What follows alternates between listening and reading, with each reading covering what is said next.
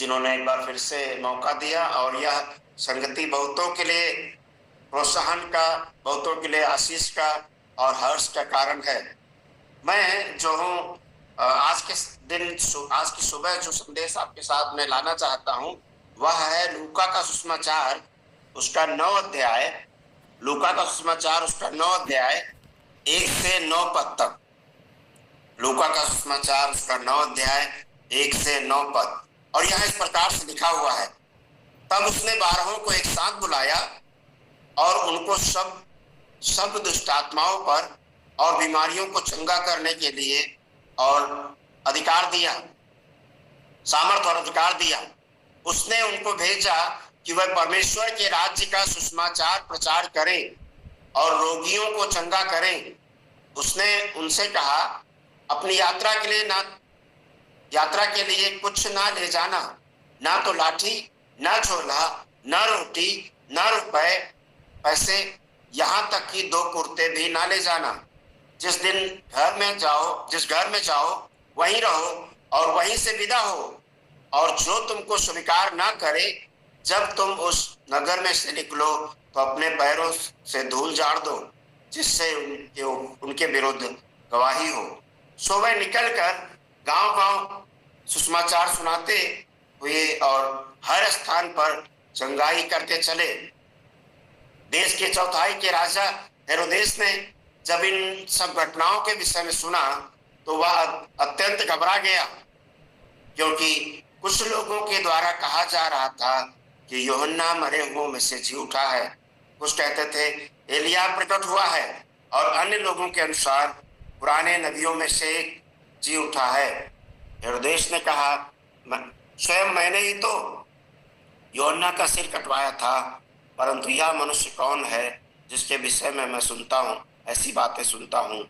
और वह उसे देखने का प्रयत्न करता रहा। आइए प्रार्थना करें। प्रभु जी, आपका धन्यवाद आपकी दया के लिए, आज की सुबह इस मधुर संगति के लिए धन्यवाद करता हूँ जो अवसर आपने हमें दिया है कि हम आपकी उपस्थिति में आए, आपके वचन को पढ़ें और आपके वचन को सुने। प्रभु जी, हम पर दया कीजिए, सहायता कीजिए। जब हम आपके संदेश में जाते हैं, आप अपने वचन के द्वारा हमसे बात कीजिए, हमें सुनने के कान दीजिए, ग्रहण करने का मन दीजिए। हर प्रकार की रुकावटें और बाधाएं दूर कीजिए। नेटवर्क को अपने हाथ में लीजिए, हमारे संगति से अपने नाम की महिमा लीजिए। प्रभु, मैं आपका धन्यवाद करता हूँ। प्रभु, आपका धन्यवाद। प्रार्थना को मसीह के नाम से मांगता हूँ, आमीन, आमीन, आमीन, आमीन, आमीन, आमीन। लूका रचित सुसमाचार जो है, प्रभु यीशु मसीह के 4 सुसमाचारों में से मत्ती, मरकुस, लूका, यूहन्ना में से तीसरा स्थान दिया गया है। यद्यपि इसमें केवल 24 अध्याय हैं, पर यह सबसे बड़ा सुसमाचार है। इसमें पद सबसे ज्यादा हैं। इस अध्याय में, इस पुस्तक में सबसे ज्यादा पद हैं। और लूका तो मत्ती ने जब अपने संदेश में लिखा तो यहूदियों के लिए लिखता है, पर लूका सबके लिए, है ना, अन्य जाति लोगों के लिए लिखता है। और उसकी दृष्टि में प्रभु यीशु मसीह अनाथों, कंगालों, विधवाओं, महिलाओं, गरीबों, उन सब के लिए है। मत्ती के दृष्टि में, मत्ती के विचार से प्रभु यीशु मसीह यहूदियों का राजा है, वह यहूदियों को बचाने के लिए आया। पर लूका की निगाह में वह सारे संसार का प्रभु है, वह सबका प्रभु है, सबका राजा है, सबके उद्धार के लिए आया। अब तक प्रभु यीशु मसीह के लूका उसके 8 अध्याय तक प्रभु यीशु मसीह की सेवा, उसके कार्य, उसके चेलों का बुलाया जाना, चेलों का प्रशिक्षण, और फिर उसके बाद में कुछ आश्चर्य कर्मों के बारे में हम लोग देखते और सुनते आए हैं। पर ये अध्याय जो है, ये अध्याय अब हमें बताता है यीशु मसीह किस प्रकार से चेलों को सेवा के लिए भेजते हैं। यीशु चेलों के लिए सेवा के लिए भेजते हैं। पर मेरे संदेश का जो विषय है वह ये है, मेरे संदेश का जो विषय है वो ये है कि यीशु प्रभु है, इसलिए उनका सुसमाचार प्रचार करें। यीशु प्रभु है, इसलिए उनका सुसमाचार प्रचार करें, उनके संदेश का प्रचार करें। यीशु मसीह प्रभु हैं और हम आप उनके संदेशवाहक हैं। जितने यीशु पर विश्वास करते हैं सब उनके संदेशवाहक हैं। हम और आप बुलाए गए हैं कि उनके संदेश को लेकर संसार में जाएं। यीशु मसीह सर्वशक्तिमान परमेश्वर हैं। वह चाहते तो अपने संदेश का प्रचार स्वर्गदूतों के द्वारा करा सकते थे, फिर भी वह हमें और आपको अवसर देते हैं कि हम उनकी सेवा में शामिल हो, उनके पास रहें, उनके साथ रहें, उन पर विश्वास करें, उनके द्वारा आत्मिक आशीषों को प्राप्त करें, फिर उन आत्मिक आशीषों को लेकर संसार में जाएं और दूसरे लोगों को वह संदेश सुनाएं। इस खंड में जब हम लोग अंतिम पद पढ़ते हैं तो वहां पर इस प्रकार से लिखा हुआ है। कोई जन मेरे साथ लूका 9:9 पढ़ दीजिए, फिर से 9:9 पढ़ दीजिए।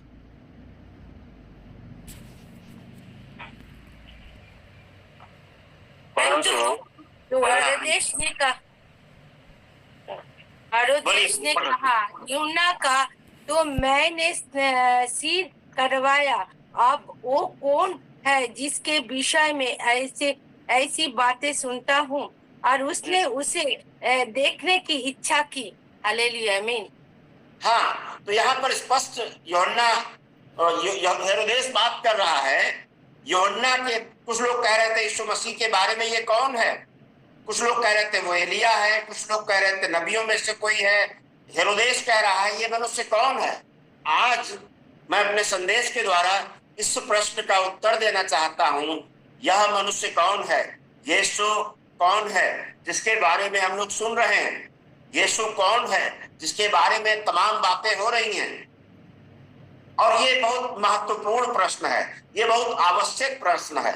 संसार में तमाम लोग आज इस बात को जानना चाहते हैं, यीशु कौन है जिसकी वजह से लोग अपने धर्म, अपनी जाति, अपने समाज, अपना नौकरी, अपना धन संपत्ति, अपनी प्रसिद्धि सब छोड़कर उसके पीछे चल लेते हैं। आखिर ये कौन है? और ये लूका अपने सुसमाचार में बड़ी सरलता से इन प्रश्नों का उत्तर देते हैं।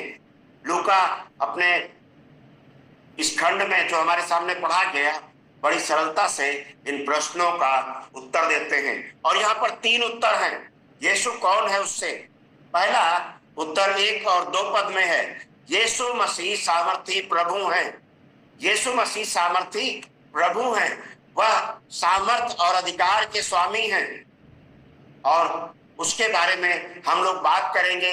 यीशु ने चेलों को बुलाया, उन्हें सामर्थ और अधिकार दिया कि वह बीमारों को चंगा करें और दुष्टात्माओं को निकाले और सुसमाचार का प्रचार करें। तो वह सामर्थी है, इसलिए वह सामर्थ दे सकता है। और उसने जब चेलों को सुसमाचार प्रचार करने भेजा तो खाली हाथ नहीं भेजा, पर सामर्थ के साथ और अधिकार के साथ भेजा। इसलिए हम लोग जानते हैं कि वह सामर्थी प्रभु है। और हम इस सामर्थ को बीमारियों की चंगाई में, दुष्टात्माओं से छुटकारे में, मुर्दों से जी उठने में देखते हैं। आगे हम लोग देखने पाएंगे यीशु मसीह के बारे में और अधिक। दूसरी बात जो यहाँ पर हुई वो ये है, दूसरा प्रश्न, दूसरा जो उत्तर है वह यह है, यीशु मसीह जरूरतें पूरी करने वाले प्रभु हैं। यीशु जरूरतों को पूरा करने वाले प्रभु हैं। 3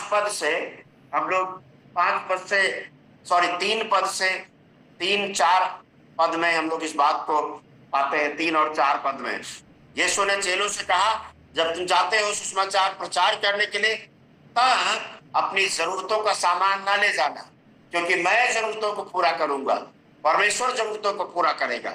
इससे ज्ञात होता है कि यीशु जो है वह जरूरत पूरी करने वाले प्रभु हैं। दूसरे शब्दों में कहा जाए तो वह उपाय करने वाले परमेश्वर हैं। जिस प्रभु ने इब्राहिम को दर्शन दिया और उससे कहा अपने बेटे को बलिदान कर दे, इब्राहिम ने विश्वास किया कि वह प्रभु उपाय करने वाला प्रभु है और वह उसके लिए मेमने का उपाय करेगा, और वही प्रभु चेलों के लिए, उनकी जरूरतों के लिए उपाय करता है। अब तीसरी बात जो हम लोग देखते हैं वह यह है, यीशु भविष्य को जानने वाले प्रभु हैं। यीशु भविष्य को जानने वाले प्रभु हैं। 5 पद से आगे के खंड में हम लोग इस बात को देखते हैं। मेरे प्रियो, क्या आप यीशु को जानते हैं? आज बहुत सारे लोग, आज की समय में बहुत सारे लोग संसार में यीशु के बारे में जानना चाहते हैं, वह कौन है। और यीशु जब संसार में थे तब और अब भी बहुत सारा कंफ्यूजन है, बहुत सारा भ्रम है। कोई लोग उन्हें अच्छा गुरु कहते हैं, कोई लोग उन्हें समस्याओं का समाधान करने वाला कहते हैं, कोई लोग उन्हें छुटकारा देने वाला, उद्धार करने वाला कहते हैं। पर आप याद रखें, यीशु सर्वशक्तिमान प्रभु हैं, और वह हमसे और आपसे चाहते हैं हम उनके सुसमाचार का प्रचार करें, उनकी गवाही दें। सुसमाचार का कार्य प्रभु यीशु मसीह के लिए चुटकियों में संभव था।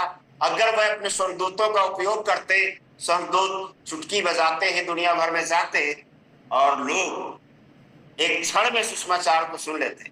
पर प्रभु ने ऐसा नहीं चाहा। उसने यह अवसर अपने चेलों को, उन पर विश्वास करने वालों को, हमें और आपको दिया कि हम इस संसार में रहते हुए उसके संदेश का प्रचार करें, उसकी गवाही दें। 12 चेले जो यीशु के साथ आए थे, जिन्होंने उस पर विश्वास किया था, यीशु उनको बुलाते हैं और उनको भेजते हैं। कोई जन जिनके पास बाइबल है, 1 और 2 पद पुनः पढ़िए और देखिए प्रभु का वचन क्या कह रहा है। 1 और 2 पद, लूका 9 का 1 और 2 पद। फिर उसने 12 को बुलाकर उन्हें सब दुष्ट आत्माओं और बीमारियों को दूर करने को सामर्थ्य और अधिकार दिया, और उन्हें परमेश्वर के राज्यों का प्रचार करने और बीमारों को अच्छा करने के लिए भेजा। हालेलुया, आमीन। प्रभु का धन्यवाद, प्रेज द लॉर्ड। तो प्रभु यीशु मसीह ने बुलाया, 12 चेलों को बुलाया और उन्हें दिया कुछ। प्रभु यीशु मसीह 12 चेलों को अपने पास बुलाते हैं। वह पहले ही प्रभु के साथ थे, प्रभु के साथ रह रहे थे, प्रभु के साथ संगति कर रहे थे। वह देख रहे थे यीशु कैसे सुसमाचार का प्रचार करते हैं, कैसे वह बीमारों को चंगा करते हैं, कैसे वह दुष्ट आत्माओं को निकालते हैं। अब प्रभु यीशु मसीह चाहते हैं जो कुछ वह करते आए हैं, उनके चेले भी वही करें। और इस कारण यीशु उन चेलों को अपने पास बुलाते हैं और उन्हें अधिकार और सामर्थ देते हैं। यीशु की इच्छा है उन पर विश्वास करने वाले लोग उसके पास आए, उसके साथ संगति करें, उससे सामर्थ प्राप्त करें जो पवित्र आत्मा का सामर्थ है, और उससे अधिकार प्राप्त करें जो दुष्ट आत्माओं को निकालने और बीमारों को चंगा करने का अधिकार है। उसके बाद जाएं और सुसमाचार का प्रचार करें। आज बहुत सारे लोग यीशु के पीछे आते हैं, पर शायद वह उस अधिकार को, उस सामर्थ्य को नहीं महसूस करते हैं जिसे प्रतिदिन के जीवन में आवश्यकता है। लोग निर्बल दिखाई देते हैं, लोग असहाय दिखाई देते हैं कि उनके पास सामर्थ्य नहीं है। मेरे प्रियो, प्रभु यीशु मसीह का एक शिष्य संसार के किसी भी सामर्थी मनुष्य से बढ़कर है, क्योंकि यीशु सर्वशक्तिमान प्रभु उनके साथ है और वह उन्हें सामर्थ देता है। प्रेरितों काम 1 अध्याय और उसके 8 पद में स्वर्ग में उठाए जाने से पहले प्रभु यीशु मसीह ने अपने चेलों से कहा, जब पवित्र आत्मा तुम पर आएगा तब तुम सामर्थ पाओगे और तुम मेरे गवाह होगे। जब पवित्र आत्मा तुम पर आएगा तुम सामर्थ पाओगे, तुम यहूदिया, सामरिया और पृथ्वी के छोर तक मेरे गवाह होगे। मेरे प्रियो, यीशु मसीह सर्वशक्तिमान प्रभु सब देह धारण किए और पृथ्वी पर आए, और उन्होंने परमेश्वर के राज्य की स्थापना का कार्य किया, और उन्होंने बाद में उस राज्य को फैलाने की जिम्मेदारी उन 12 चेलों को दी, उन 12 चेलों को दी। पर उसके पहले उन्होंने उन्हें सामर्थ दिया, उन्होंने उन्हें अधिकार दिया। और इसमें दो बातें हैं। सामर्थ और अधिकार किस बात के लिए? दुष्ट आत्माओं को चंगा करने के लिए और बीमारों, दुष्ट आत्माओं को छुटकारे के लिए और बीमारियों को चंगा करने के लिए। कभी कभी बहुत सारे लोग इस गलत फहमी में रहते हैं कि बीमारियां दुष्ट आत्माओं के कारण होती हैं या दुष्ट आत्माएं बीमारियों को लाती हैं। हो सकता कभी कभी यह संभव हो, पर जिस तरह से लूका ने दो अलग अलग बातों का वर्णन किया है, जो डॉक्टर है, जो वैद्य है और जिसे मालूम है बीमारी अलग बात है, दुष्ट आत्माओं का प्रभाव अलग चीज है, इस कारण से वह दोनों को अलग अलग वर्णन करता है। और प्रभु यीशु मसीह अपनी सेवा में चेलों को बुलाते हैं, उन्हें अपने साथ रखते हैं, उन्हें सिखाते हैं और फिर उन्हें भेजते हैं कि वह जाएं और सुसमाचार का प्रचार करें।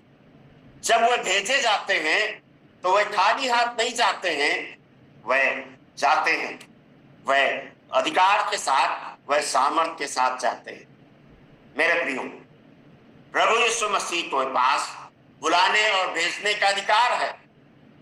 प्रभु यीशु मसीह के पास अधिकार है कि वह भेज सकते हैं, वह लोगों को भेजते हैं कि लोग जाएं और उनकी आज्ञा के पालन के लिए वह सुसमाचार का प्रचार करें।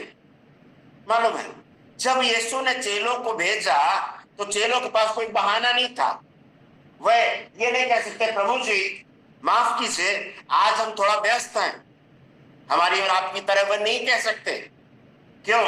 यीशु सर्वशक्तिमान परमेश्वर हैं, सारी दुनिया के मालिक हैं, वह प्रभु और स्वामी हैं, वह सृष्टिकर्ता परमेश्वर है, जिसने हमें और आपको बनाया, जिसने अपने लहू से हमें खरीदा और छुड़ाया। वह, उसके पास अधिकार है, वह हमें भेज सकता है और वह हम सबसे कहता है। उसने हम सबसे कहा जाओ और सुसमाचार का प्रचार करो और लोगों को बताओ उन कार्यों के बारे में जो मैंने तुम्हारे लिए किए हैं। पर हाँ, लोग अक्सर प्रभु की बुलाहट को अनसुना करते हैं, प्रभु की आज्ञा के प्रति अनाज्ञाकारी रहते हैं, कहते हैं अपने आप को यीशु के शिष्य, पर वह उसकी आज्ञा का पालन नहीं करते हैं। चेलों का मुख्य कार्य क्या था? क्या दुष्ट आत्माओं को निकालना? क्या बीमारों को चंगा करना? हाँ, अवश्य उन्हें इन कार्यों को करना था, पर जो सबसे ज्यादा मुख्य बात थी वो ये था कि वह परमेश्वर के राज्य का सुसमाचार प्रचार करें, लोगों को बताएं, मन फिराओ, क्योंकि परमेश्वर का राज्य निकट है, परमेश्वर का राज्य पृथ्वी पर आ गया है। यीशु राजा है और वह मसीहा है, वह पृथ्वी पर आ गए हैं। यह राज्य हमारी अपेक्षा से अलग है। यह राज्य किसी देश के राज्य तक सीमित नहीं है, पर सारे संसार का राज्य है, स्वर्ग का राज्य है, आत्मिक शक्तियों पर प्रभु का राज्य है। और उस राज्य में भागीदारी के लिए अवश्य है कि हर एक जन अपने पापमय जीवन से पश्चाताप करे और मुक्तिदाता यीशु मसीह पर विश्वास करे। मेरे प्रियो, क्या आप उस राज्य के भागीदार हैं? वह राज्य सामर्थ का राज्य है, वह राज्य अद्भुत राज्य है, वह राज्य स्वर्गीय राज्य है, स्वर्ग का राज्य, परमेश्वर का राज्य, पृथ्वी का राज्य नहीं है ना। पृथ्वी के राजा, पृथ्वी के लोग जब जो कुछ भी करते हैं परमेश्वर की दृष्टि में बच्चों के खेल के समान है ना। मैं राजा हूं, मैं राजा हूं, पर वास्तव में हमारा प्रभु यीशु मसीह राजाओं का राजा और प्रभुओं का प्रभु है। वह संसार में परमेश्वर के राज्य की स्थापना करने आया है और वह उसके हर एक अनुयायी को, मुझे और आपको, अपने राज्य के विस्तार के लिए, संसार में गवाही के लिए, भटके हुओं को परमेश्वर के राज्य में लाने के लिए उपयोग करना चाहता है। संसार में दो राज्य हैं, शैतान का राज्य और प्रभु यीशु मसीह का राज्य, ज्योति का राज्य और अंधकार का राज्य। यीशु ने मुझे और आपको बुलाया है कि हम उसके पास आए उसकी आवाज को सुने, उसकी आज्ञा को सुनकर उसका संदेश लेकर संसार में जाएं, भटके हुए लोगों के पास परमेश्वर के राज्य का संदेश। और इसी बात का विरोध दिन प्रतिदिन बढ़ता चला, दिन प्रतिदिन बढ़ता चला जा रहा है।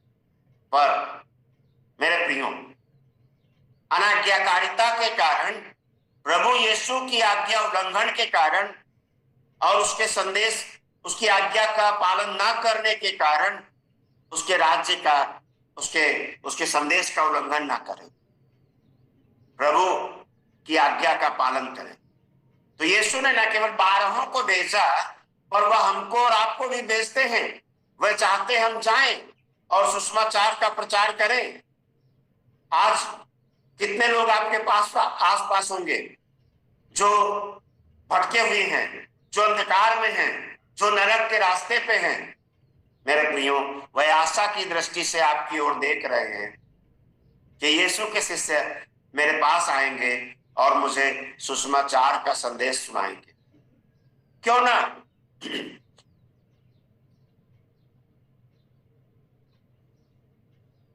उस दिन, न्याय के दिन, उनमें से कई लोग कहेंगे कि अरे मेरे पड़ोसी ने, मेरे मित्र ने, मेरे रिश्तेदार ने अपने आप को कहते तो हैं हम मसीही हैं, पर मुझे कभी नहीं बताया कि सुसमाचार क्या है, परमेश्वर का राज्य क्या है। मेरे प्रियो, यह शुभ संदेश है, यह शुभ संदेश है परमेश्वर का उद्धार करने के लिए। यह शुभ संदेश है कि जो उस पर विश्वास करेंगे वह अनंत जीवन प्राप्त करेंगे। क्या आप इस संदेश को लेकर जाएंगे? 2 कारणों से हम प्रभु के राज्य की सामर्थ्य को, मसीहा के राज्य की सामर्थ्य को कम कर देते हैं। एक तो उसकी आज्ञा ना मानने के कारण, दूसरा अविश्वास के कारण। हम सोचते हैं हम कमजोर हैं, हम क्या करेंगे। मेरे प्रियो, आप कमजोर नहीं हैं। पवित्र आत्मा का सामर्थ्य, परमेश्वर का सामर्थ्य आपके साथ है। उसने अपना सामर्थ्य हमें और आपको दिया है कि हम उसकी गवाही दें, उसके संदेश को लेकर जाएं, इस संसार में पवित्रता और धार्मिकता का जीवन व्यतीत करें, प्रार्थना में पाप का इनकार करते हुए प्रभु की महिमा करते हुए जीवन व्यतीत करें। आज आप कहाँ हैं? क्या आप उसके संदेश को लेकर जा रहे हैं? क्या आप उसके संदेश को लेकर?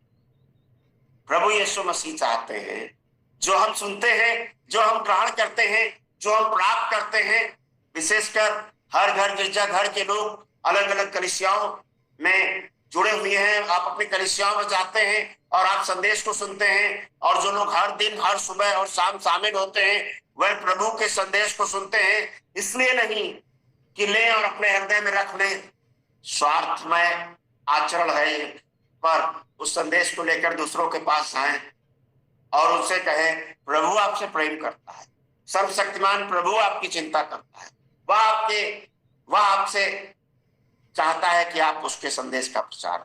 मेरे प्रियो, हम में से कितने लोग हैं जिन्होंने इस आदत को अपनाया है यीशु की आज्ञा का पालन करने के लिए? जाओ, सब जाति के लोगों को चेला बनाओ, उन्हें पिता, पुत्र और पवित्र आत्मा के नाम से बपतिस्मा दो। नहीं, हमें से बहुत लोग नहीं करते। जब हम प्रभु की आज्ञा मानते हैं और उसके पीछे जाते हैं तो हमें कैसे जाना है? चेले लोगों को प्रभु पर निर्भर रहना था। दूसरी बात में हम लोग चल रहे हैं, यीशु हमारी जरूरतों को पूरा करने वाले प्रभु हैं। न केवल हमारी, पर यीशु हमारी जरूरतों के लिए उपाय करने वाले प्रभु हैं। कोई कृपया, कोई जन पढ़िए मेरे साथ 3 और 4 पद लूका 9 का। उसने उनसे कहा, मार के लिए कुछ ना लेना, ना तो लाठी, ना झोला, ना रोटी, ना रुपया और ना 2 कुर्ते। जिस किसी घर में तुम उतरो वही रहो और वही में विदा हो। जी, धन्यवाद बहन। तो यहाँ पर स्पष्ट रूप से हम लोग देखते हैं प्रभु यीशु मसीह चेलों को भेजते हैं, वह उनसे कहते हैं जब तुम यात्रा में जाओ, सुसमाचार प्रचार की यात्रा में, तो खाली हाथ जाना, वहां कुछ ले जाने की जरूरत नहीं है। हम लोग अक्सर जो यात्रा करते हैं, है ना, तो आप जानते हैं अगर 4 दिन के लिए जा रहे हैं तो लोग सोचेंगे 8 जोड़ी कपड़ा होना चाहिए, है ना। दिन में कुछ पहनना है, रात में कुछ पहनना है, या सुबह कुछ पहनेंगे, शाम को कुछ पहनेंगे, और करते करते बहुत सारे चीजें हम लोग कैरी करते हैं। पर जितने ज्यादा सामान हमारे साथ होता है उतनी ज्यादा यात्रा कठिन हो जाती है। यहाँ पर प्रभु यीशु मसीह का उद्देश्य दूसरा था। प्रभु यीशु मसीह अपने चेलों से चाहते हैं कि वह जब सुसमाचार प्रचार के लिए जाए तो खाली हाथ जाए, अपने साथ कुछ लेकर ना जाए। प्रभु पर निर्भर रहें कि वह उनकी जरूरतों को पूरा करेगा, वह उनकी आवश्यकताओं के लिए उपाय करेगा। और इस कारण से उसने उन्हें मना किया अपने साथ कुछ ना ले जाना। और क्यों मना किया प्रभु यीशु मसीह ने? इस्राएल के समय में, प्रथम शताब्दी में जब लोग यात्रा करते थे, खासकर जब यरूशलेम के मंदिर में जाते थे, तो मंदिर में ये चीजें अलाउ नहीं थी। ना वह लाठी लेके जा सकते थे, ना वह वहां पर झोला लेके जा सकते थे, ना बाहरी रुपया पैसा लेके जा सकते थे, और केवल साधारण रीति से वहां पर जाकर उन्हें प्रभु की आराधना करनी थी। उसी तरह से अब जब वे सुसमाचार प्रचार करने जाते हैं तो कई बार लाठी, झोला, रुपए पैसे और 2 डबल कुर्ता उनके लिए खतरे के कारण हो सकता था।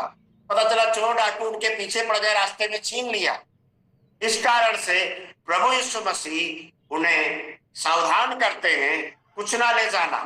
और बाद में लूका उसके 22 अध्याय और 35 पद में प्रभु यीशु मसीह उनसे पूछते हैं, क्या जब मैंने तुम्हें बिना लाठी, बिना झोला, बिना कुर्ते और बिना इसके भेजा तो कुछ हानि हुई, कुछ घटी हुई तुम्हें? तब चेले कहते, नहीं प्रभु, कुछ घटी नहीं हुई।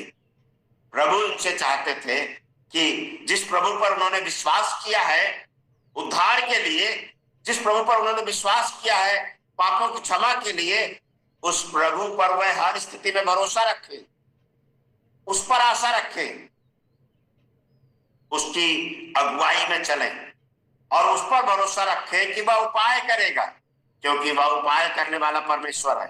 इसलिए प्रभु ने उनसे कहा, जैसा मत्ती 6:33 में हम लोग देखते हैं कि, है ना, मत्ती 6:33, पहले तुम उसके राज्य और धार्मिकता की खोज करो, फिर तुम्हें सब वस्तुएं मिल जाएंगी।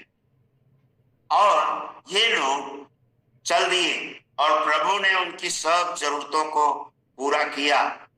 मेरे प्रियो, एक और बात थी, प्रभु चाहते थे जो सुसमाचार की सेवा करते हैं उनकी जरूरतें सुसमाचार से पूरी हो। जिनकी वो सेवा करें, जिनको वो संदेश सुनाए, जिनके लिए वो प्रार्थना करें, जिनके बेटे में से दुष्ट आत्मा निकाले, जिस घर से बीमार चंगा करें, वह लोग कृतज्ञता के कारण उनकी जरूरतों को पूरा करें, उनके लिए धन का प्रयोजन करें, उनके लिए रहने का प्रयोजन करें, उनके लिए खाने का प्रयोजन करें।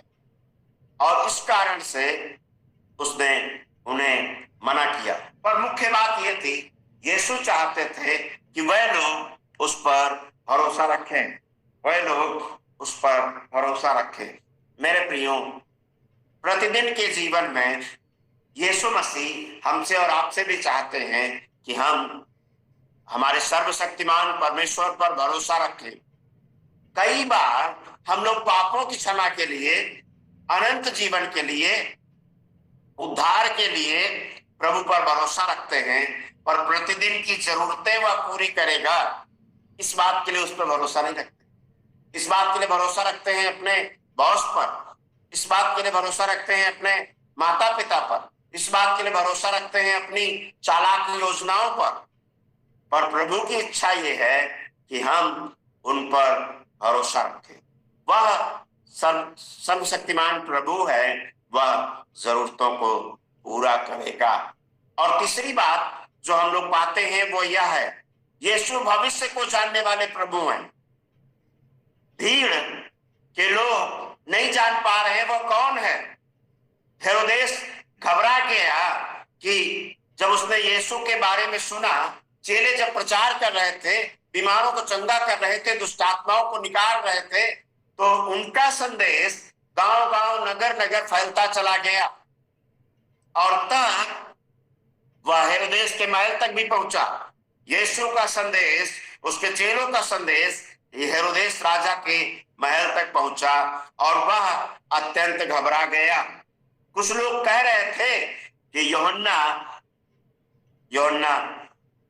मरे हुओं में से जी उठा है। अब प्रभु यीशु मसीह जब चेलों को भेज रहे थे तो उन्होंने एक बात और यहां पर कही थी, वो ये है ना, 5 और 6 पद मैं आपके लिए पढ़ रहा हूं। और जो तुमको स्वीकार ना करे, जब तुम उस नगर में से निकलो तो अपने पैरों से धूल झाड़ दो, जिससे उनके विरुद्ध गवाही हो। सो वह निकलकर गांव गांव सुसमाचार सुनाते हुए हर स्थान पर चंगाई करते हुए फिरे। यीशु जब संदेश का प्रचार करने के लिए चेलों को भेजते हैं तो वह धूल झाड़ने के बाद जो करते हैं उसका मतलब क्या है? अगर लोग सुसमाचार को ग्रहण करते हैं तो वह तुम्हारा स्वागत करेंगे, अगर सुसमाचार को ग्रहण नहीं करते हैं तो वह तुम्हारा तिरस्कार कर रहे हैं, तुम भी उनका तिरस्कार करो। यहूदी समाज में ये प्रथा थी, वह जहां कहीं जाते हैं, खासकर अविश्वासी समाज में, अन्य जातियों के मध्य में, तो वहां से निकलते हुए धूल झाड़ कर जाते हैं। यीशु अपने चेलों को यहूदी लोगों के पास भेज रहे हैं, पर अगर वह अविश्वास के कारण इनको ग्रहण नहीं करते हैं तो वह परमेश्वर के राज्य का हिस्सा नहीं है। धूल न्याय के दिन उनकी गवाही देगी। चेलों के पैरों की धूल न्याय के दिन उनकी गवाही देगी और उन्हें दोषी ठहराएगी। मेरे साथ निकालिए मत्ती उसका 10 अध्याय और 15 पद को जन पढ़िए। मत्ती का सुसमाचार उसका 10 अध्याय और 15 पद।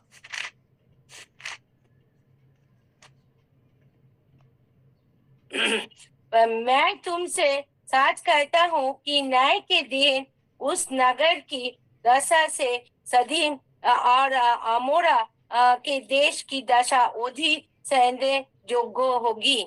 हालेलुया। मैं तुमसे सच कहता हूँ कि न्याय के दिन उस नगर की अपेक्षा सदोम और अमोरा की देश की दशा अधिक सहनीय होगी। सदोम और अमोरा के बारे में जानते हैं आप?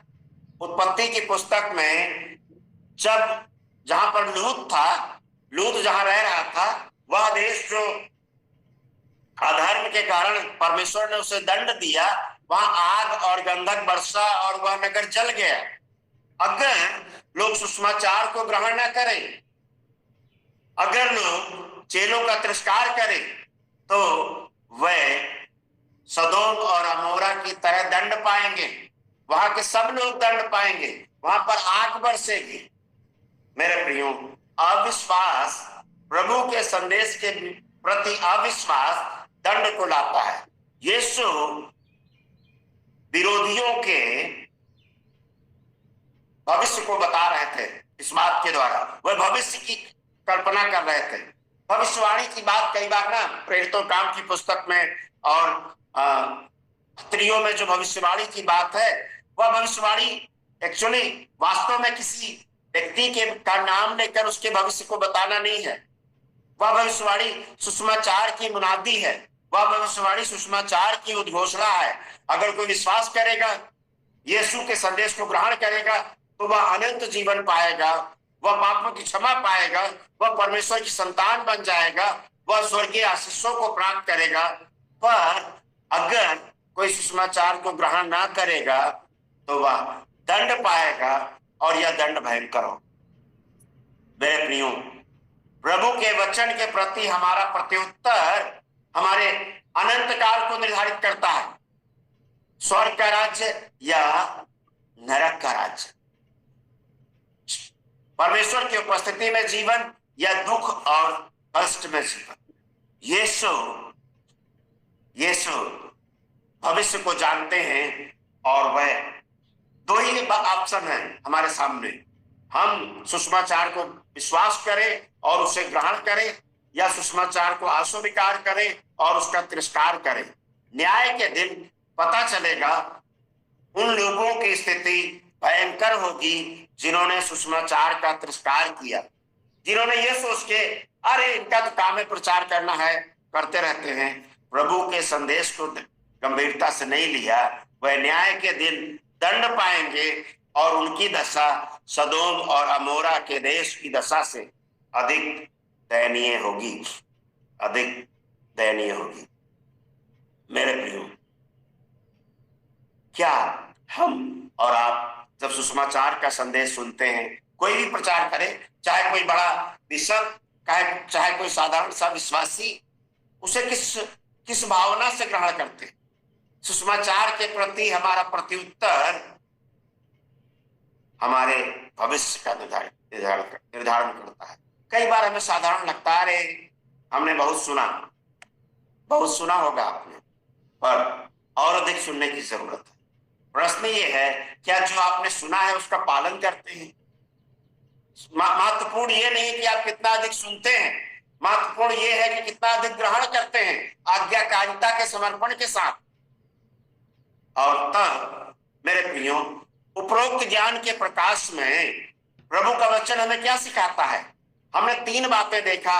यीशु मसीह सामर्थी प्रभु हैं और वह चेलों को सामर्थ और अधिकार देकर भेजते हैं सुसमाचार प्रचार के लिए। हमने ये देखा, यीशु मसीह उपाय करने वाले प्रभु हैं, वह चेलों को भेजते हैं और उनसे कहते हैं उस पर भरोसा रखें, प्रतिदिन उस पर निर्भर रहें, इधर उधर ना जाएं, लोभ लालच ना करें, अपने साथ कुछ लेकर ना चलें। पर बहुत सारे विश्वासी जो उनके पास है उसको इतना मजबूती से पकड़े हुए हैं जैसे सब उन्हीं का है, या वो अपने साथ कुछ ले जा सकते हैं। पिछले दिनों में मेरे संदेश में बता रहा था कि मिस्र में कुछ अमेरिकी यात्री लोग मिस्र में यात्रा करने गए और उन्हें एक कब्र मिली, उन्हें मिशनरियों के कब्रिस्तान में एक कब्र मिली एक व्यक्ति की जो विश्व के सबसे बड़े विश्वविद्यालय का छात्र रहा था। और जब वो 17 साल का था उसने एल यूनिवर्सिटी से ग्रेजुएशन किया और उसने अपने जीवन को प्रभु की सेवा के लिए समर्पित किया। उसको उत्तराधिकार में अरबों की संपत्ति मिली, कई अरब रुपया उसको उत्तराधिकार में मिला, पर उसने सुसमाचार प्रचार करने के लिए सब दे दी। तो जब ये मिस्त्री लोग वहां यात्रा करने गए तो एक कब्र मिली जो एक 27 साल के लड़के की थी, केवल 27 साल का जवान, प्रभु की सेवा करते हैं। तो वह सुसमाचार का खुद उसने अपनी सारी संपत्ति दान कर दी सुसमाचार का प्रचार करने के लिए, और वह मिस्र में गया प्रभु की गवाही देने के लिए। वहां पर एक बीमारी से उसकी मौत हो गई 27 साल की उम्र में। उसने अपना धन, अपना जीवन, अपना सब कुछ दे दिया। मिस्री लोग इस बात पर विश्वास करते हैं कि जब वह जाएंगे तो अपने साथ सब कुछ ले जा सकते हैं, और इस कारण कई बार वहां के राजा लोग जब मरते हैं, पिरामिडों के बारे में आपने सुना होगा, पिरामिड में बहुत सारे राजाओं की कब्रें हैं, है ना, कब्र। तो जब कोई मरता है तो सोना और चांदी और तमाम कीमती वस्तुएं उसके साथ रख दी जाती हैं। एक राजा 17 साल की उम्र में मर गया, उसके परिवार के लोगों ने वह तमाम खजाना जो दुनिया की तमाम संपत्ति से बढ़कर था और उसका सोने का रथ उसी कब्र में रख दिया बाद में, मालूम। तो ये लोग जो विश्वास करते थे कि उनका धन संपत्ति रुपया पैसा साथ जाएगा, वह सारा खजाना आजकल बड़े बड़े संग्रहालयों में, संग्रहालय मतलब वो संग्रहालयों में पड़ा हुआ है ना, म्यूजियम में पड़ा हुआ है, और आप वहां पर देख सकते, कुछ नहीं गया, सब यही रह गया। हमारे और आपके पास है केवल हमारा समर्पण, हमारी आज्ञाकारिता, प्रभु की सेवा के प्रति किया गया कार्य ही प्रभु के पास जाता है, बाकी सब यही रह जाता। क्या मेरे प्रियो, इन वचनों को सुनने के बाद हम क्या करेंगे? शुभ संदेश पर विश्वास करें, प्रभु की आज्ञा का पालन करने के लिए अपने आप को परमेश्वर की महिमा के लिए समर्पित करें। मेरे प्रियो, यीशु के सामर्थ और उसके अधिकार का सुसमाचार लेकर संसार में जाएं। प्रभु न केवल उन चेलों से चाहता था कि वह उसके सुसमाचार का प्रचार करें, पर वह हमसे और आपसे भी चाहते हैं कि हम उसके संदेश को लेकर संसार में जाएं, भटके हुए लोगों के पास। और वह संदेश ये है, मन फिराओ क्योंकि परमेश्वर का राज्य निकट है। 2 पद में हम लोग देखते हैं यीशु ने उन्हें भेजा कि वह परमेश्वर के राज्य का सुसमाचार प्रचार करें। और 6 पद में हम पाते हैं, सो वह निकलकर गांव-गांव सुसमाचार सुनाते हुए गए और हर स्थान पर चंगाई करते चले। चंगाई बाद में है, आश्चर्य कर्म बाद में है, दुष्ट आत्माओं को निकाला जाना इस बात का प्रमाण है कि परमेश्वर का राज्य आ गया है। पर मुख्य बात यह है, लोगों को प्रभु के पास आना है, प्रभु का संदेश लेकर संसार में जाना है। मेरे प्रियो, शिष्यों ने परमेश्वर के राज्य का प्रचार किया और उसका संदेश ये है, यीशु मसीह राजा है, यीशु मसीह राजाओं का राजा है।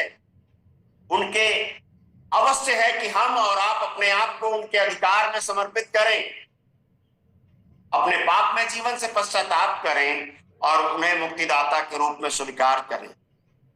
मैं कल पढ़ रहा था, लूका में ही है, अगले अध्याय में, मतलब इसी अध्याय में बात है 23 पद में, यदि कोई मेरे पीछे आना चाहे तो स्वयं अपना इनकार करे और प्रतिदिन अपना क्रूस उठाए और मेरा अनुसरण करे। स्वयं का इनकार करना क्या है? अपनी योजनाओं का इनकार करना। और ये इनकार करना मेरे जीवन का संचालन मेरे तरीके से नहीं होगा, पर मेरे प्रभु की तरीके से होगा जो संसार का प्रभु है। याद कीजिए, जब आपने प्रभु यीशु मसीह पर विश्वास किया, क्या आपने अपने जीवन का पूरा समर्पण किया? क्या आप आज उसकी आज्ञाओं का पालन करते हैं, या आज फिर से आपको उसके समर्पण की आवश्यकता? मेरे प्रियो, हमारा कार्य है कि हम लोगों को यीशु के विषय में बताएं, जो भटके हुए हैं, जो अंधकार में हैं, जो लगातार संसार में चले जा रहे हैं। प्रभु यीशु मसीह की सेवा तब तक नहीं पूरी होगी। उन्होंने, प्रभु यीशु मसीह स्वर्ग पे जब प्राण त्याग रहे थे, उन्होंने कहा पूरा हुआ, पर वह हमसे और आपसे चाहते हैं हम उनके गवाह बने और उनके संदेश को लेकर जाएं। मेरे साथ प्रेरितों काम की पुस्तक को खोलिए और उसके 2 अध्याय को देखिए। हमें क्या प्रचार करना है? हमें यह प्रचार करना, जैसे पतरस ने कहा, हे इस्राएलियों इन बातों को सुनो। 2 का 22 पढ़ रहा हूं मैं। हे इस्राएलियों इन बातों को सुनो, यीशु नासरी एक मनुष्य था जिसको परमेश्वर ने सामर्थ्य के कार्य, आश्चर्य कर्मों और चिन्हों से, जो उसने उसके द्वारा तुम्हारे समक्ष किए, तुम पर प्रकट किया, जैसा कि तुम स्वयं जानते हो। इसी मनुष्य को जो परमेश्वर की पूर्व निश्चित योजना और पूर्व ज्ञान के अनुसार पकड़वाया गया था, तुमने विधर्मियों के हाथों क्रूस पर कीलों से ठुकवा कर मार डाला। परंतु परमेश्वर ने मृत्यु की पीड़ा को मिटाकर उसे पुनः जीवित कर दिया, क्योंकि मृत्यु के वश में रहना उसके लिए असंभव था। सुसमाचार क्या है? प्रभु यीशु मसीह का जीवन। सुसमाचार क्या है? प्रभु यीशु मसीह के कार्य। सुसमाचार क्या है? प्रभु यीशु मसीह की शिक्षाएं। सुसमाचार क्या है? प्रभु यीशु मसीह का दुख भोग और बलिदान और पुनरुत्थान और उनका स्वर्गारोहण। प्रभु की इच्छा है कि हम ये संदेश लेकर संसार में जाएं और लगातार ये करते रहें। मेरे प्रियो, हम में से कई लोग कहते हैं हम प्रभु के शिष्य हैं, उनकी आज्ञाओं का पालन करते हैं। क्या आप प्रभु की आज्ञाओं का पालन करते हैं? क्या आप सुसमाचार को लेकर जाते हैं भटके हुए लोगों के पास, जो अंधकार में हैं, निराश हैं, व्याकुल हैं, चिंतित हैं? केवल यीशु ही उनकी समस्याओं का समाधान कर सकते हैं, विशेषकर पाप की समस्या का, बीमारी का, दुष्ट आत्माओं से छुटकारे का। पर हम सुसमाचार को अपने लिए रखे हुए हैं इस आशा से कि वह मेरे लिए ही है। मेरे प्रियो, प्रभु का संदेश केवल आपके लिए नहीं है, पर वह सबके लिए है। तो इसलिए आज्ञाकारी शिष्य बने और प्रभु के संदेश को लेकर सारे संसार में जाएं, सारे संसार में जाएं। जो मैं एक कहानी सुनाना चाहता हूं, पर इस वचन को पढ़ने के बाद मत्ती का 28 अध्याय 18 और 19 पद, कोई कृपया कोई जन सफाई से इस पद को पढ़ दीजिए। मत्ती 28 का 18 और 19 पद। यीशु ने उनके पास आकर कहा, स्वर्ग और पृथ्वी का सारा अधिकार मुझे दिया गया है, इसलिए तुम आओ, सब जातियों को लोगों को चेला बनाओ और उन्हें पिता और पुत्र और पवित्र आत्मा के नाम में बपतिस्मा दो और उन्हें सब बातों जो मैंने तुम्हें आज्ञा दी है मानना सिखाओ, और देखो मैं जगत के अंत तक सदा तुम्हारे संग हूँ। हालेलुया, आमीन। Praise the Lord. तो प्रभु यीशु मसीह ने चेलों से कहा, स्वर्ग और पृथ्वी का सारा अधिकार मुझे दिया गया है, इसलिए तुम जाओ, सब जाति के लोगों को चेले बनाओ और उन्हें पिता पुत्र और पवित्र आत्मा के नाम से बपतिस्मा दो। इस आज्ञा का पालन करने के लिए हम आप बुलाए गए। क्या हम इसका पालन कर रहे हैं? कितने हैं इसका पालन कर रहे हैं? और जो लोग इनका पालन नहीं कर रहे हैं, मेरे प्रियो, आपके लिए अवसर है कि आप अपने पाप में जीवन से पश्चाताप करें, प्रभु की अनाज्ञाकारिता के कारण पश्चाताप करें और प्रभु से कहें, मेरी सहायता कीजिए कि मैं आपके सुसमाचार का प्रचार कर सकूं। एक व्यक्ति के बारे में मुझे याद आता है, 2री शताब्दी की बात है। प्रभु स्मुरना की कलीसिया का नाम सुना होगा आपने बाइबल में।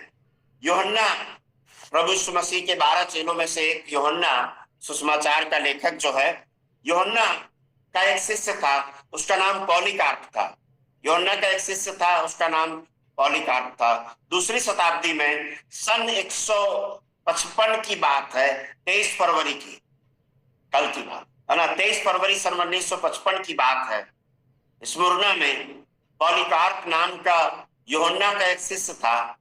उसने आरंभिक उम्र में प्रभु पर विश्वास किया, प्रेरित यूहन्ना के द्वारा। और उस समय रोम का राजा घोर अत्याचार कर रहा था।